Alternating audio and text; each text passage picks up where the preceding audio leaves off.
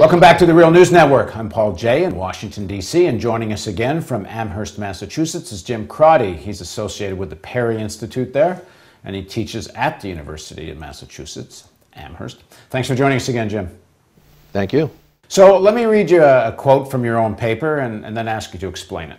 There's been a substantial increase in the market share held by a small number of the largest firms in important financial markets in the last quarter century. That's enabled these firms to use substantial market power to increase revenue, profit, and rainmaker bonuses. While speculative false value is the main source of money for bonuses, the oligopoly-based market power is also a significant contributor to the money pool that feeds excessive rainmaker compensation. So Jim, first of all, start with this idea. What is false value? The income that's the source ultimately of the bonuses of the rainmakers in financial firms is the rising value of financial assets.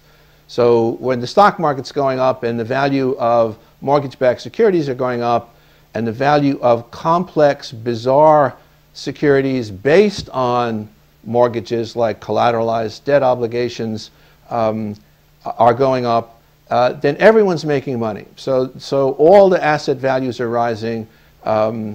Any securities that you have, that you own, any of the mortgage-related securities that these institutions owned, their value is rising because there's a speculative bubble. Everyone's becoming more optimistic. Everyone is borrowing money to buy assets. There's no problems in those variables that influence the value of these products. For mortgage-backed securities, that would be interest rates. Interest rates are low. Housing prices are rising, there are no defaults, and so on and so forth. This is not permanent. This comes from the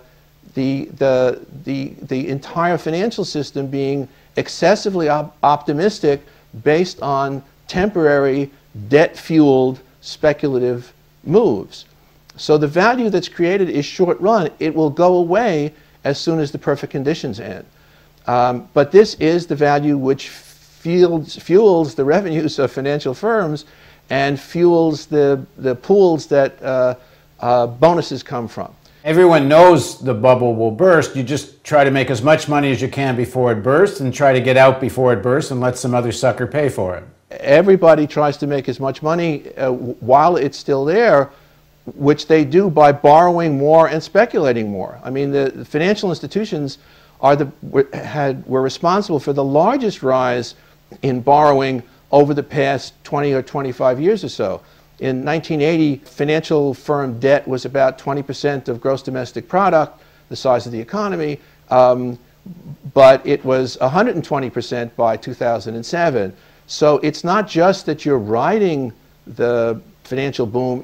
By riding the financial boom, you're extending and creating and energizing the financial boom. And of course it has to come to an end at some point, but when it comes to an end, you don't give the bonuses back. That's the key thing. You don't give it back. Now talk about the importance of how these big Wall Street firms control so much market share. What's the consequences of that? The consequence of that is that they don't compete with each other vigorously along all dimensions of financial market activity. So for example, private equity funds charge 2% of the value of the assets that they control and get 20% of the profits. The same thing is true for hedge funds. They don't undercut each other on these prices. 3 or 4 commercial banks are the principal initiators of the syndicated loan market for large businesses, and therefore they don't really compete with each other on prices. So the lack of competition means that the prices that they can charge are much higher than they would be if there was a genuinely competitive market. This then adds, in addition to all these speculative gains, which I refer to as false values, which Adair Turner, who is the head of Britain's Financial Services Authority, called illusory values. They're just bubbles in the boom. These two things together create the money pools that feed the bonus operation until the bonus operation leads to a disaster. Now, they know this disaster's coming, so they must also plan for the disaster. And they have to plan at the political level, because in the final analysis, if their rescue is going to be government bailout, they better make sure there's somebody there that can accomplish it for them and to some extent get public opinion on side for it.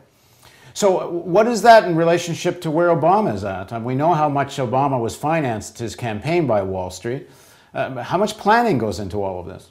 It's hard to make a judgment from the outside. I would suggest that it isn't just that the Congress and the Treasury Department and the Fed and the administrations of recent decades have been stuffed and stocked with either people from Wall Street themselves or people who believed that Wall Street needed to get what it wanted, or people who were getting so much money from Wall Street that they were prepared to believe this. It's also true that when you let the financial institutions get as big as our financial institutions are, they're enormous, that when they, by their own profit-seeking and bonus-seeking activities, bring themselves to the verge of a complete financial collapse, the government really has no choice but to rescue them.